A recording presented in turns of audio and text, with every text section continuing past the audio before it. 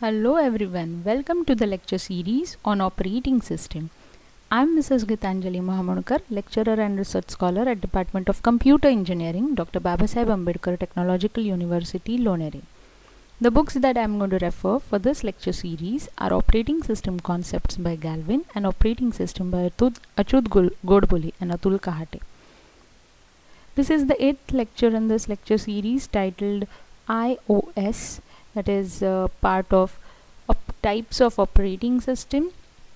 For the previous lectures, please visit my channel Learn with GSM. If you haven't subscribed to my channel yet, please do subscribe, watch all the videos and let me know how you like them in the comment section.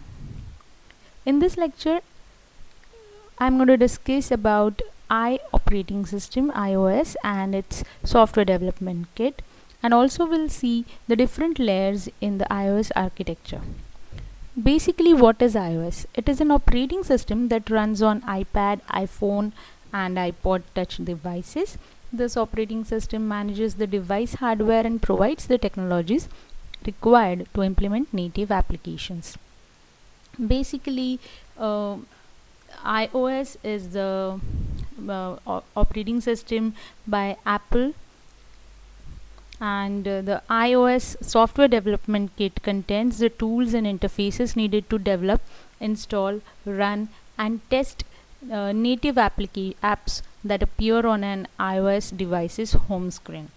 So if we want to see what an iOS architecture look like, it is first let me tell you, it is a layered architecture, and at the highest level iOS acts as an intermediary between the underlying hardware and the apps that you create.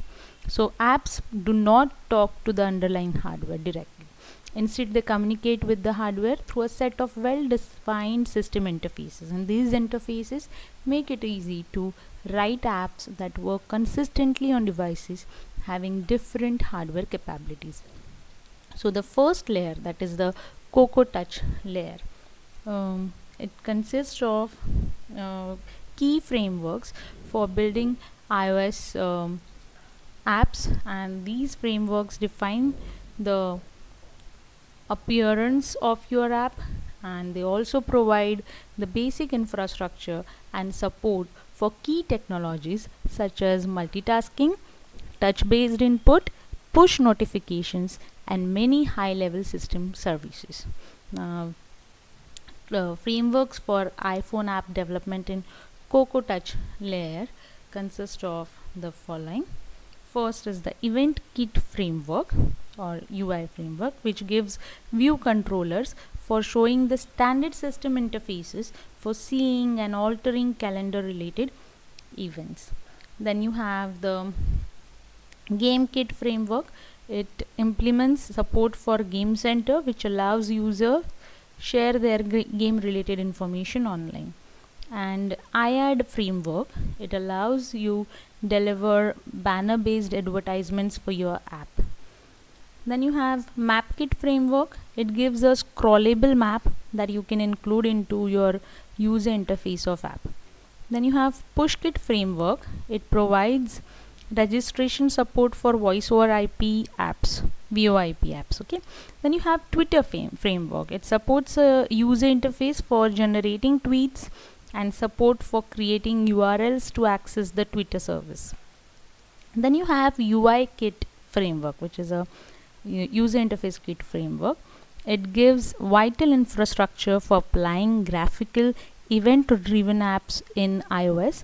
Some of the important functions of UIKit framework are like multitasking support, then basic app management and infrastructure, then you have user interface management, support for touch and motion event, then you can say cut, copy and paste support, and many more. The next is media layer. Now in media layer, it is the second layer of the iOS architecture, and in this layer the features, if I say of media layer, then it consists of graphics technologies, audio technologies and video technologies. Now role of media layer is to provide our iOS with audio, video, animation and graphics capability. Um, so as with the other layers comprising the iOS stack, the media layer comprises a number of frameworks which may be utilized when developing iPhone apps. Okay, and the technologies in this layer make it easy for you to build apps that look and sound great. The first framework provided by media layer is the graphics framework, and in this you have UIKit graphics, which describes high level support for designing images and also used for animating the content of your views. Then you have core graphics framework. It is the native drawing engine for iOS apps and gives support for custom 2D vector and image based rendering. You have core animation. It is an initial technology that optimizes the animation experience of your app. And you have core images, which gives advanced support for controlling video and motionless images in a non-destructive way. You have OpenGI ES and GLKit, which manages advanced 2D and 3D rendering by hardware accelerated interfaces. And last you have Metal, which permits very high performance for your sophisticated graphics rendering and computation works. It offers very low overhead access to the A7 GPU. Next is the audio framework, and this you have media player framework. It is a high level framework which gives simple use to a user's iTunes library and support for playing playlists. Then you have AV Foundation. It is an Objective-C interface for handling the recording and playback of audio and video. Last is the OpenAL. It is an industry standard technology for providing audio. The last in media layer is video framework, which consists of AVKit, which is a framework that gives a collection of easy to use interfaces for presenting video. Then AV Foundation, which gives advanced video playback and recording capability. And last is Core Media. It is a framework which describes the low level interfaces and data types for operating media. The next is the core services layer. Okay, it is the third layer in iOS architecture, and some of the important frameworks in core services layer are: the first one is address book framework, which gives pragmatic access to a contacts database of a user. Then you have CloudKit framework, which gives a medium for moving data between your app and iCloud. Then you have Core Data framework. It is a technology for managing the data and data model of a model view controller app. Then you have Core Foundation framework, interfaces that gives fundamental data management and service features for iOS apps. Then you have Core Location framework, which gives location and heading information to apps. You have Core Motion framework, which access all motion based data available on a device. Using this Core Motion framework, accelerometer based information can be accessed. Then you have Foundation framework, Objective-C, covering too many of the features found in the Core Foundation framework is the Foundation framework. Then you have HealthKit framework for handling health related information of user. Then you have HomeKit framework.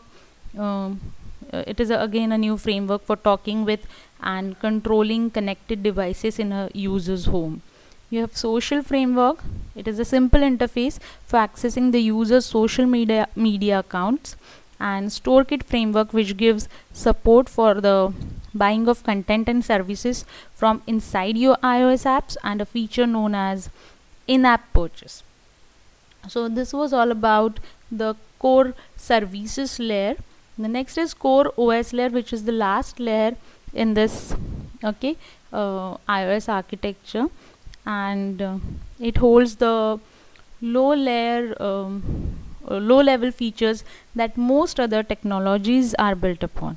And the first one is Core Bluetooth framework, which allows developers to interact specifically with Bluetooth low energy accessories, and then you have the Accelerate framework. It is introduced in iOS 4 and it contains interfaces for performing linear algebra and image processing calculations, DSP, digital signal processing. And the advantage of using this framework over writing your own versions of these interfaces is that they are optimized for all of the hardware configurations present in iOS based devices.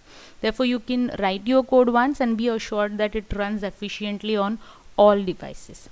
The next is external accessory framework. It provides the ability to interrogate and communicate with external accessories connected physically to the iPhone via the 30-pin dock connector or wirelessly via Bluetooth. Then next you have is security services framework or security framework.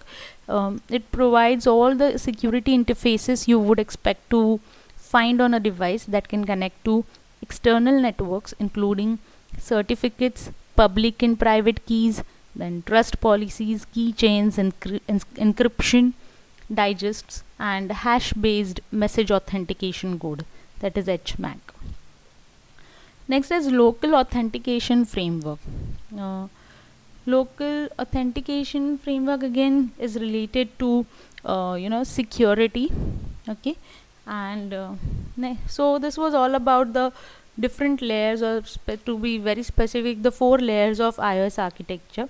So in this lecture we have seen what is a iOS, about its software development kit in short, and we have seen in detail each of the different layers in the iOS architecture, that is Cocoa Touch layer, you have media layer, core services layer, and the core OS layer.